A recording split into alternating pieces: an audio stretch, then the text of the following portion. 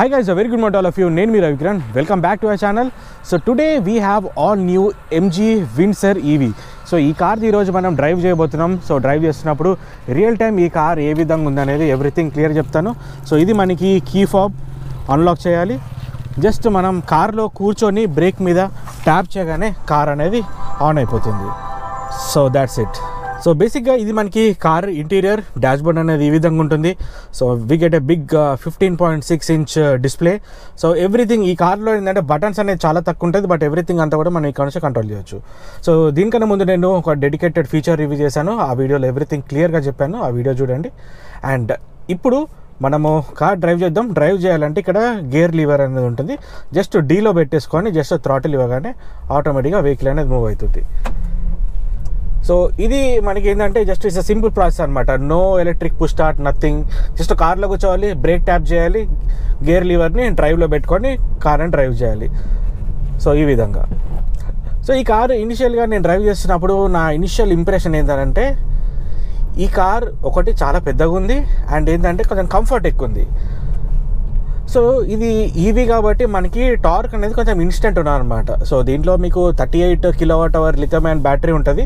So మీకు range చూసుకుంటే మీకు 330 కిలోమీటర్స్ కంపెనీ క్లెయిమ్ రేంజ్ చెప్తుంది. బట్ రియల్ టైంలో మీకు ఒక అరౌండ్ 280-300 ఈ మధ్యలో రావచ్చు.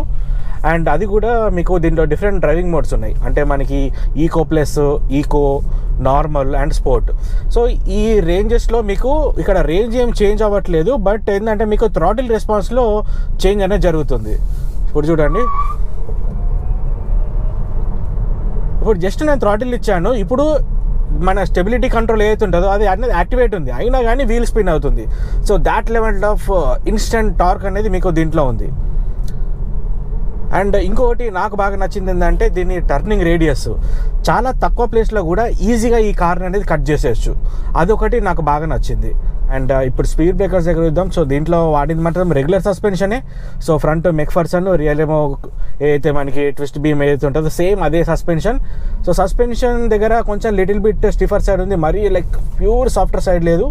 బేసిక్ ఏంటంటే రియర్ సెక్షన్ వారికి వెనకాల కంఫర్ట్ కోసము తీసిన కార్ అనమాట. లైక్ షాఫర్ డ్రివెన్ కార్స్ అంటాం కదా, సో ఆ విధంగా. ఇప్పుడు చూడండి, లైక్ థ్రాటిల్ ఇవ్వగానే లైక్ ఇన్స్టెంట్ ఇలా పుల్ చేసేస్తుంది. సో ఈ విధంగా ఇక్కడ మనం థ్రాటిల్ ఇస్తాను. సో మీరు చూస్తున్నారు కదా ఏ లెవెల్ ఆఫ్ ట్రాక్షన్ అనేది ఉంది. ఒకసారి ట్రాక్షన్ ఆఫ్ చేసి కూడా చూద్దాం మనం. ఇక్కడ కొంచెం లూజ్ గ్రావెల్ ఉంది, ఇలాంటి ప్లేసెస్లో ఏ విధంగా వర్క్ చేస్తా అనేది. సో ఎవ్రీథింగ్ అంతా కూడా మనకి ఇక్కడ స్క్రీన్ మీద ఆప్షన్స్ అనేవి ఉంటాయి. సో ఇక్కడ మనం వెహికల్ సెట్టింగ్స్లోకి వెళ్ళాలి. సో ఈ స్క్రీన్లో లిటిల్ బిట్ నాకు కొంచెం ల్యాగ్ అయితే అనిపించింది. ఇన్స్టెంట్ ఏం రావట్లేదు, ఒక 1/2 millisecond డిలే అయితే అనిపించింది. ఈఎస్సీ అనేది ఇప్పుడు ఆఫ్ చేశాను. సో ఇప్పుడు వీల్ స్పిన్ చాలా అవుతుంది.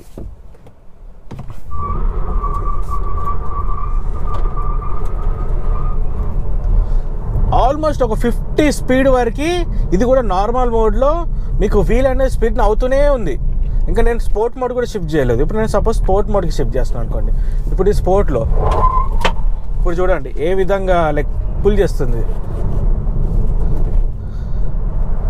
కానీ ఈవీస్లో మాత్రం ఎవ్రీ టైం మీరు ఎలక్ట్రానిక్ స్టెబిలిటీ కంట్రోల్ ఏదైతే ఉంటుందో అది ఆన్ చేసుకొని నడపాలి. ఎందుకంటే ఆ పుల్కి ఏంటంటే కార్ అనేది అవుట్ ఆఫ్ కంట్రోల్ అయ్యే ఛాన్సెస్ ఎక్కువ ఉంటాయి. సో సో ఇప్పుడు ఈఎస్సీ అనేది ఆన్ అనేది ఉంచుకోండి.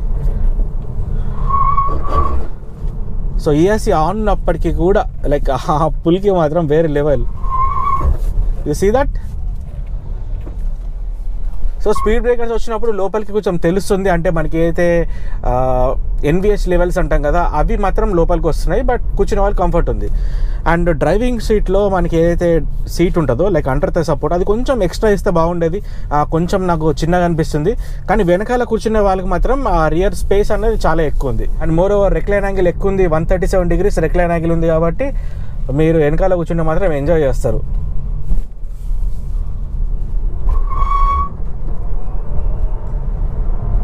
ఎవ్రీ టైం జస్ట్ థ్రాటిల్ ఇవ్వగానే మీకు ఈ విధంగా వచ్చేస్తుంది. సో ఇంకోటి, ఇప్పుడు ఎలక్ట్రిక్ కార్స్ అనగానే మనం బ్రేకింగ్ సిస్టమ్ చూస్తాం. సో బ్రేక్స్ అనేది కొంచెం లీనియర్గా పడతాయి ఏ ఎలక్ట్రిక్ కార్ అన్నా కానీ. సో ఇది కూడా సేమ్ అదే విధంగా ఉంది. కానీ ఇక్కడ ఒకటి కంఫర్ట్, ఇక్కడ మీకు స్క్రీన్ మీద చూస్తాను, ఇక్కడ కంఫర్ట్ పార్కింగ్ అని ఉంది కదా. సో ఈ కంఫర్ట్ పార్కింగ్ మీద ఆన్ ఉన్నప్పుడు ఏంటంటే కార్ అనేది నేను బ్రేక్ చేసినప్పుడు కొంచెం స్మూత్గా కార్ ఆగుతుంది అనమాట. ఇప్పుడు నేను బ్రేక్ చేసిన అనుకోండి, లైక్ స్మూత్గా వెళ్ళి ఇలా ఆగిపోతుంది అనమాట. సో ఇది ఆఫ్ చేసిన అనుకోండి ఆ విధంగా ఉండదు, మీరు థ్రాటిల్ మీద ప్రెషర్ అనేది కొంచెం ఎక్కువ ఇవ్వాల్సి వస్తుంది. సో ఆ విధంగా ఉంది. So within no time like 60 speed అనేది వెళ్ళిపోతుంది. ఈ కార్లో కొంచెం లిటిల్ బిట్ మనకి బాడీ రోల్ అనేది తెలుస్తుంది. ఓహో my god, actually fun to drive ఉంది, బట్ కొంచెము కార్ సైజ్ పెద్దగా ఉంది కాబట్టి body roll little bit feel అయితే అవుతున్నాము.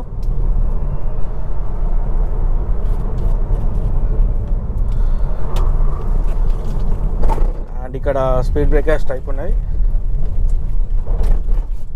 సో సీట్స్లలో మనకి వైబ్రేషన్స్ ఏం తెలియట్లేదు, బట్ ఎక్స్టర్నల్ ఇప్పుడు ఈవీ కార్ కాబట్టి ఇంజన్ నాయిస్ ఏమి ఉండదు కాబట్టి ఆ బయట సౌండ్స్ అనేవి లోపలికి కొంచెం వినబడుతున్నాయి అన్నమాట. బ్రేక్స్, ఈ కార్లో అడాస్ అనేది ఏం లేదు, ఓన్లీ నార్మల్ క్రూజ్ కంట్రోల్ మాత్రమే ఉంది. అది కూడా ఈ వన్ టచ్ బటన్ తోటి ఇక్కడ నుంచి ఆన్ చేసుకోవాలి. అండ్ ఈ పైన బటన్ అనగానే మీకు సెట్ అనేది అయిపోతుంది. ఇప్పుడు నేను డ్రైవింగ్ మోడ్ అనేది చేంజ్ చేస్తాను. సో ఇప్పుడు నేను ఈకో ప్లస్కి షిఫ్ట్ చేశాను. ఈకో ప్లస్లో మీకు థ్రాటిల్ రెస్పాన్స్ అనేది చాలా తగ్గిపోతుంది. మీరు ఆల్మోస్ట్ ఒక హాఫ్ ద థ్రాటిల్ మీరు టోటల్గా లైక్ పుష్ చేసినా కూడా మీకు కార్ అనేది ఇన్స్టెంట్గా ముందుకెళ్ళదు. బట్ ఎప్పుడైతే like full pedal like full time throttle ఇచ్చారనుకోండి అప్పుడు మీకు కొంచెం పుల్ అనేది తెలుస్తుంది. అండ్ ఇంకోటి మీకు స్పీడ్ అనేది కొంచెం లిమిట్ అయిపోతుంది అనమాట. ఈకో ప్లస్లో 80-82 వరకే స్పీడ్ అనేది తీసుకుంటుంది, అంతకంటే ఎక్కువ స్పీడ్ వెళ్ళదు. అండ్ మీరు మోడ్ చేంజ్ చేసిన కొద్దీ స్పీడ్ అనేది ఇంక్రీజ్ అనేది అవుతుంది. సో లీనియర్గా వెళ్తుంది, అంటే ఇది నార్మల్గా ఇప్పుడు ఎవరికైతే ఇవి కొంచెం బాగా స్మూత్ డ్రైవ్ కావాలి, నాకు అగ్రెసివ్ రష్ అవసరం లేదు అని అనుకుంటే మీరు ఈక్వల్గా నడిపించుకోవచ్చు. అండ్ నేను స్పోర్ట్ మోడ్కే షిఫ్ట్ చేస్తాను. సో ఇది స్పోర్ట్ మోడ్. ఇప్పుడు చూడండి,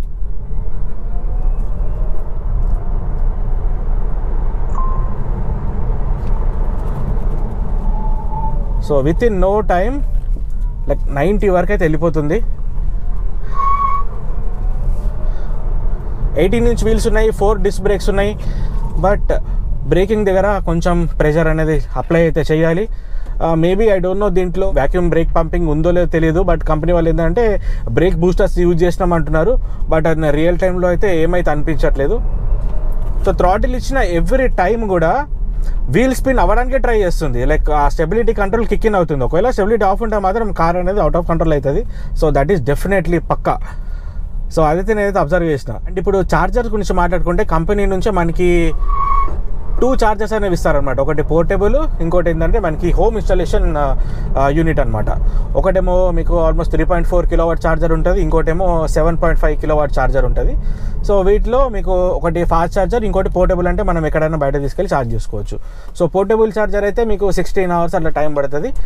మీరు ఇంట్లో హోమ్ యూనిట్ ఏదైతే ఉంటుందో, అయితే ఏసీ ఛార్జర్ ఉంటుందో అదైతే మీకు 6 to 7 అవర్స్లో లైక్ ఫుల్ ఛార్జ్ అనేది అవుతుంది. రియల్ టైంలో మనం చెప్పినట్టు 280 అయితే ఎక్స్పెక్ట్ చేసుకోవచ్చు. సో మేజర్ స్పీడ్ బ్రేకర్స్ కానీ బంప్స్ కానీ ఇట్లా ఉన్నప్పుడు మాత్రం కార్లో మీకు మూమెంట్ మొత్తం తెలుస్తుంది.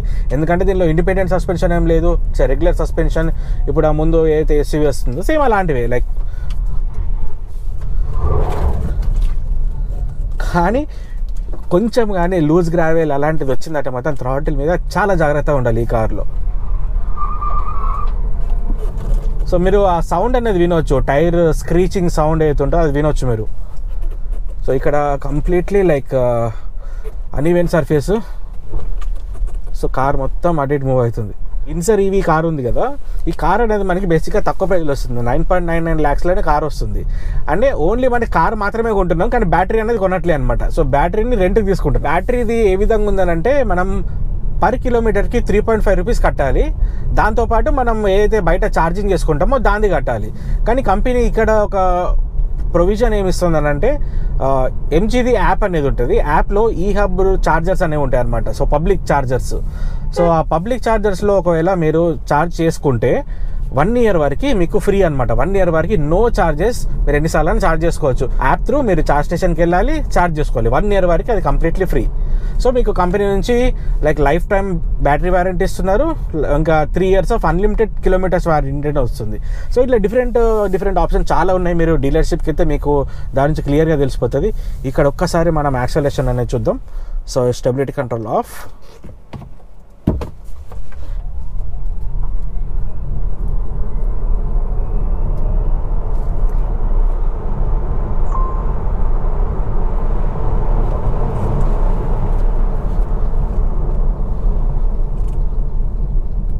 సో 100 స్పీడ్ వరకు అయితే మనం పుల్ అయితే చేయగలిగినాము.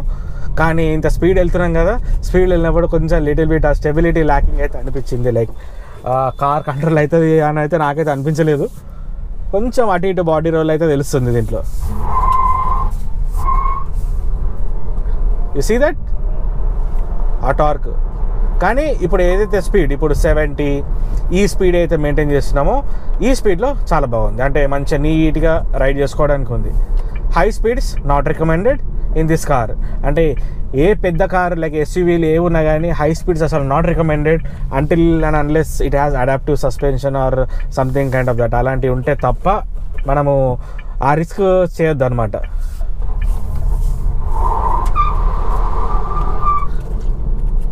Oh my god, torque is incident. 200 Nm torque instant. ఇట్లా థ్రాటిల్ ఇవ్వగానే ఇట్లా జస్ట్ ఇట్లా ముందుకు పుల్ చేస్తుంది.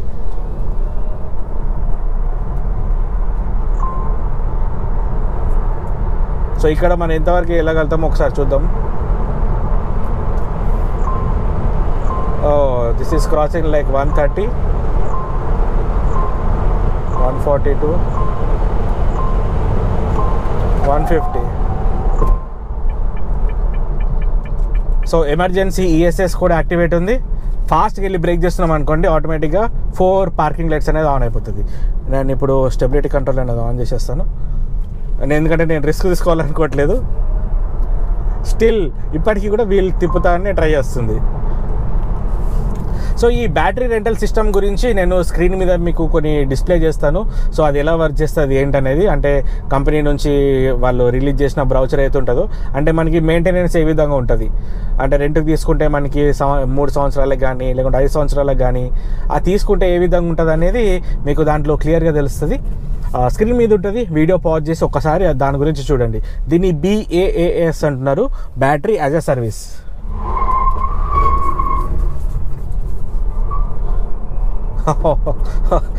I'm loving it. లైక్ లో స్పీడ్స్లలో చాలా బాగుంది. సో బ్రేకింగ్ దగ్గర కొంచెం జాగ్రత్తగా ఉండండి. దీని బ్రేక్స్ నార్మల్ ఐస్ కార్స్లో లాగా బ్రేక్స్ అయితే ఉండవు. 4 డిస్క్ బ్రేక్స్ ఇచ్చారు, but still you have to be careful.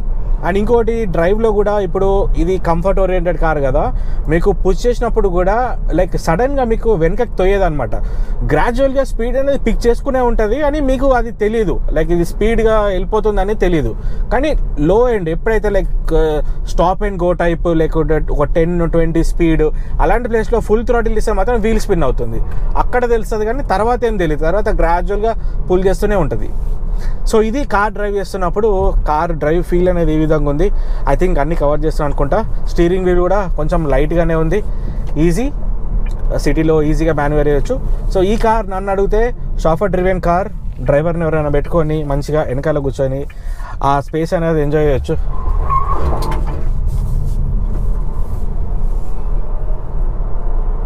$50 speed వరకు స్పిన్ అయితేనే ఉంది.